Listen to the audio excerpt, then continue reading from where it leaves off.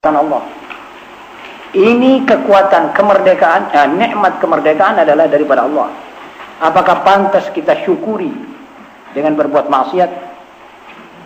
Siapa yang tidak suka meraihkan dan merayakan hari 17 Agustus? Semua kita suka. Semua kita mempunyai faham kebangsaan. Jangan dikira orang kiai-kiai itu tidak punya perasaan kebangsaan. Jangan dikira. Semua orang mempunyai rasa cinta kepada tanah airnya. Saya sudah keliling 3/4 ini Asia. Saya pergi negeri Turki, saya pergi Asia hampir seluruhnya. Tapi saya selalu tertarik oleh Indonesia. Saya punya tanah air. Saya dilahirkan di sini. Jadi saya pergi ke hotel, duduk di hotel-hotel mewah, di tempat-tempat ibu kota, di Kuwait, di Riyadh, di mana-mana, di istana-istana.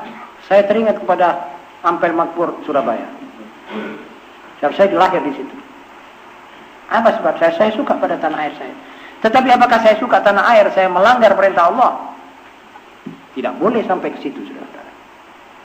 Karena kita semua ini tidak bertahkim kepada Allah, maka ini berjalan di hadapan kita. Mungkin nanti ada pesta pora sepanjang malam. Mungkin ada orkes-orkes dan telanjang-telanjang satu malam. Mungkin orang minum khamr satu genuk karena katanya mau merayakan hari 17 Agustus. Ini orang tidak kenal dirinya. Ma ya'rif nafsah. Man 'arafa nafsah faqad 'arafa rabbah. Ini orang tidak kenal dirinya. Ini orang tidak tahu bahwa dia dhaif. Satu waktu nanti disebet oleh Allah dengan satu bala, dia jerit-jerit.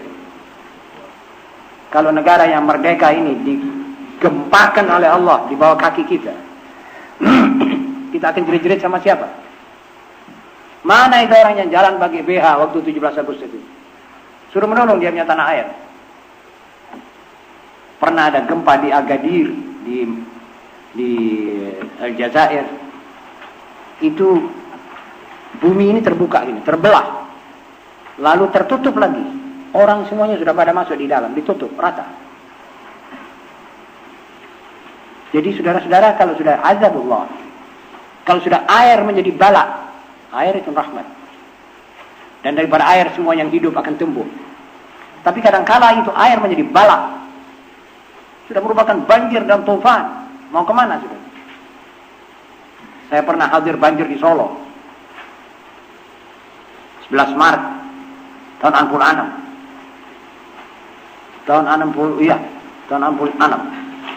Menangis kita. Kita tidur di atas genteng.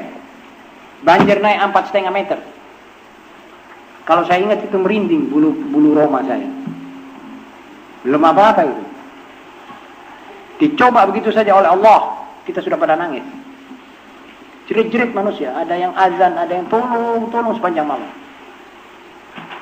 Saudara bisa bayangkan bagaimana pecahnya gunung-gunung di Indonesia. Gunung di Sumatera Barat baru-baru ini dan gunung di Bali beberapa tahun yang lalu. Bagaimana halnya manusia di sekitar situ, nangisnya, jerit-jeritnya. Saudara-saudara, itu perlu kita perhitungkan. Jadi kalau kita dikasih nikmat kemerdekaan, Tuhan jangan diungkuri. Sujudlah kepadanya sambil bersyukur. Adakan malam-malam tasyakuran. Adakan malam-malam zikir. Kenangilah nikmat Allah ini dengan perasaan prihatin. Jangan seperti orang sudah lupa daratan. Akhirnya negeri kita ini tidak barakah. Tidak ada berkahnya. Anak-anak gadis disuruh keluar semuanya. Dengan dandan, dengan pakaian sak maunya dia. Karnavalan, ini semuanya bid'ahnya orang barat. Ini sisa-sisa endapan kaum kolonialisme Perancis dan Inggris, Belanda. Yang salibis, tidak ada agama sama sekali yang melarang dia orang. Jangan ditiru itu.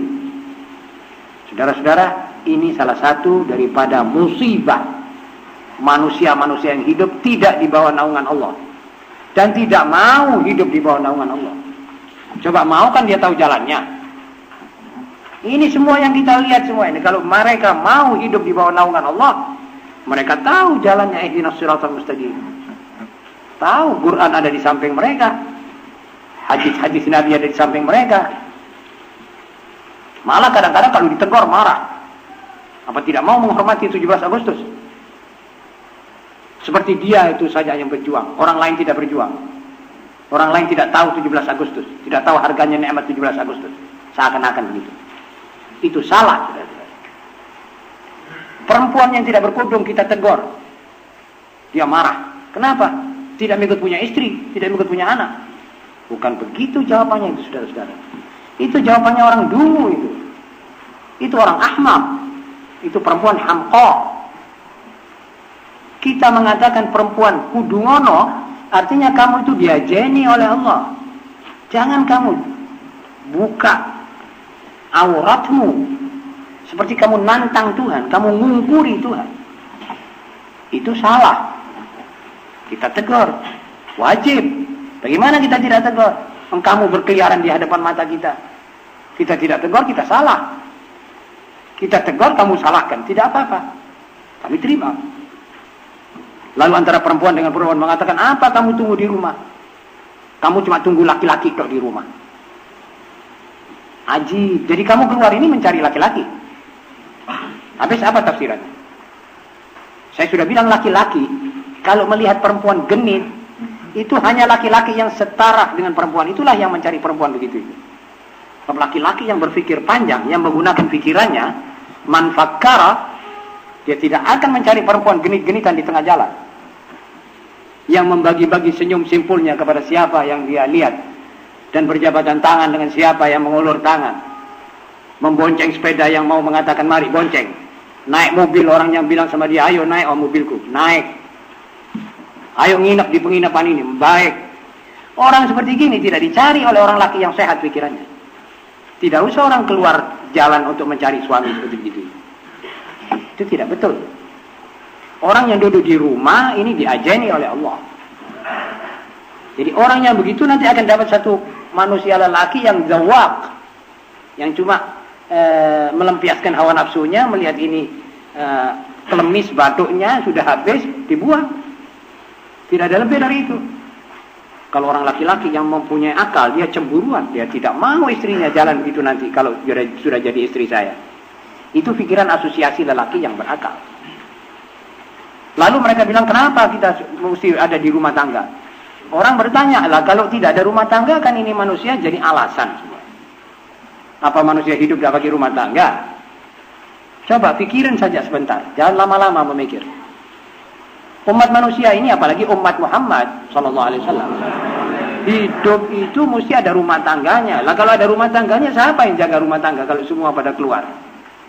Semua pada kabur, ngalangi seperti manuk doro gitu. Siapa yang di rumah tangganya? Jin tak di rumah tangga. Jadi mesti satu ngalah di rumah tangga. Malah itu tugasnya. Itu ditugaskan begitu oleh Allah SWT. Jadi kalau semuanya keluar, laki keluar ngidul, suami istri keluar ngalor, siapa di rumahnya? Jadi tidak perlu rumah tangga sudah, kokot saja rumah tangga tutup, keluarlah masing-masing. Alah hipis.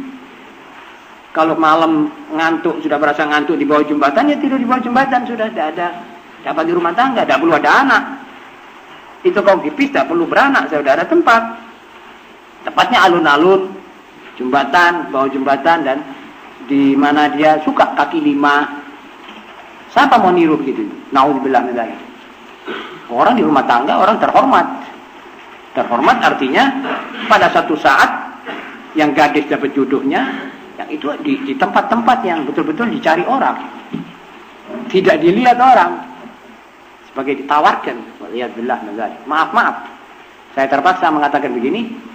Karena ini sekarang zaman ini orang kalau bicara tidak ada orang bilang terima kasih, kami ditegur, malah marah. Ada satu orang mengatakan, kenapa saya dilarang pakai sopak, pakai rambut sambungan itu? Apa saya ini istrimu? Sebetulnya bukan begitu caranya menjawab itu. Saya ini kalau melarang ada hadisnya. La'anallahu al-wasilah wal-mustawsilah. Jadi yang melarang ini sebetulnya bukan saya ini cuma menyambung lidah Rasulullah SAW. Yang melarang Rasulullah SAW. Jadi jawabanmu itu sebetulnya saya perwaiskan kepada Rasulullah SAW. Ini loh Rasulullah, ini umatmu jawabannya begini. Terserah. Akan kamu kasih syafaat apa tidak ini manusia seperti ini. Jadi sebetulnya kita ini harus hati-hati. Yang melihat mungkar sudah berkewajiban menegur. Ya ini beratnya. Saudara-saudara juga, bukan saya sendiri. Kalau saudara melihat istri saudara keluar tanpa kudung yang rapi, menurut sesuai dengan perintah Allah, saudara wajib tegur. Tidak usah tunggu seorang ulama atau seorang kiai khutbah. Saudara wajib kalau saudara tahu. Ya caranya saja yang baik, tidak usah kasar. Saudara-saudara, saya kira acara yang ada di hadapan saudara dari diktat ini malah didahului dengan selamat menyambut bulan suci Ramadan. Di dalam bulan puasa ini sama-sama kita bisa taat. Lalu sesudah puasa kita betul-betul merupakan umat hidayat. Ini Bangil sudah tersyuhur, kotanya orang santri, orang baik-baik insyaallah. Dan saya bersyukur kepada Allah saya ditempatkan oleh Tuhan di Bangil ini. Mudah-mudahan saya bisa bermanfaat kepada saudara dan saudara juga bisa sama-sama kita gotong royong mengangkat agama Nabi Muhammad SAW yang dihempas orang ke sana ke sini, yang tidak dihormati oleh manusia dari mana-mana saja ini. Mudah-mudahan kita bisa menghormati agama Nabi Muhammad SAW. Ayo kita jadikan Bangil ini kota teladan. Perempuannya teladan, laki-lakinya teladan, pemudanya teladan. Dan dari Bangil inilah nanti akan menyenter semua sending mubalighin itu dari Bangil insyaallah taala. Insyaallah taala, dan saudara doakan anak-anak kita di pesantren yang mungkin besok akan pulang semua. Doakan semua mudah-mudahan mereka jadi anak-anak yang saleh, yang hidayat, mudah-mudahan menjadi dai ilallah pada guru-guru mereka, pada orang tua mereka, supaya kuat juga memelihara mereka seperti kita ini. Amin ya rabbal alamin.